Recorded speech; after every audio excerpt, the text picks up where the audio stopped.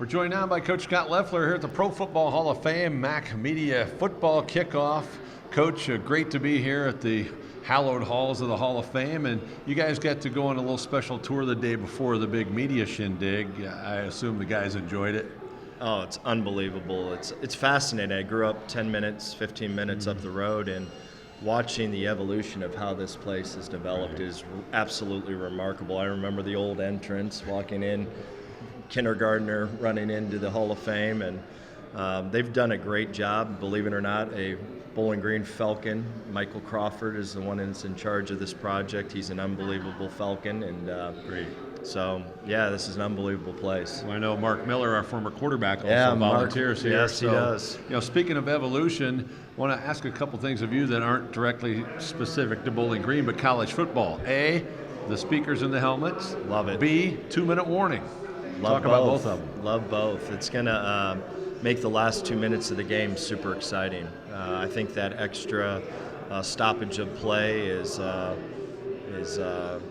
just like the commissioner said, 43% of these games are ending with one score, and I think these last 2 minutes of the game are really going to be exciting when you're able to stop the clock one more time. Now, the speaker in the helmet, you'll be able to talk to the quarterback or your play caller, Coach Warner, but it shuts off at a certain point. Do you know all the details on that yet? Yeah, it's just like the NFL. It shuts off with 15 seconds left to go on the clock, and it's going to be interesting to see. I think the advantage for some teams are the ones that huddle, because the single microphone to the quarterback is really built for a huddle system. It's going to be really interesting to watch these 2-minute teams, and we're a no-huddle team, how we use this technology to our benefit. The XFL, for example, they have every single skill guy can hear the play call. Yeah. So a lot of the communication is going to have to take place from the quarterback to the skill players to the offensive line. So it'll be interesting to see how we all handle this. Coach, talk to the folks about what you started day one in January, about every little thing has to be done at a championship level. That's been your mantra. It has to be. You look at this conference, the parity in this league is ridiculous. 43% of the games come down to one score, and that means 1 to 2 to 3 plays in a ball game is going to be the difference. So the only way that you're able to win those 1 to 2 to 3 plays that are going to determine the game is having ridiculous habits, elite habits all the time. And it's been a big push in our program. If you look at year 4 and year 5, the first half of 5 in particular, the ups and downs were caused from really good habits, and then the next day, average habits. And those championship teams that we've all been a part of, day in and day out, they can have a championship mindset. Their attitude is ridiculous. They walk in and their actions are absolutely elite. And that's hard to do, and that's why there's only so many champions.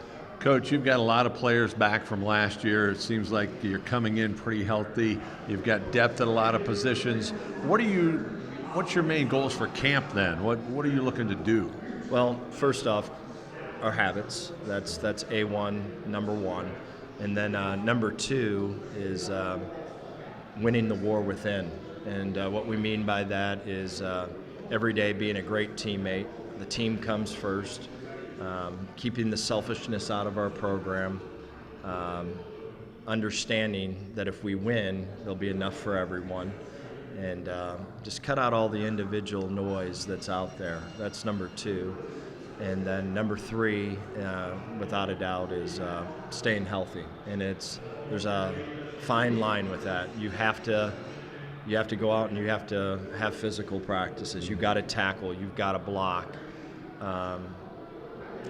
But there's a fine line, and finding that fine line at times is difficult. I've watched teams that we thought would win the championship screw it up completely in training camp by having too much of a physical camp. So we need to be intelligent. We need to get to the dance healthy. We need to continue to work on our habits and just be really good teammates and understand that this is all about winning for the team. Coach, final thoughts. How nice is it to have two quarterbacks back that have been with you now? Connor in particular, last year was his first year, so still a learning curve, but not this year, right? No, and like I said, the first half of the season, Connor did not play to his ability. In the last half of the season, I think he played better than any quarterback in our conference. I thought he really played well. And all he needs to do is be a great teammate, be tough, lead, take the right footwork, take the right drop, have great body position, go from 1 to 2 to 3 to 4, hit his first open wide receiver, stay in the framework, and if he does that, he's going to have a hell of a year. Well, Coach, hopefully that year ends with a MAC championship. We appreciate you joining us. Great seeing you, Todd.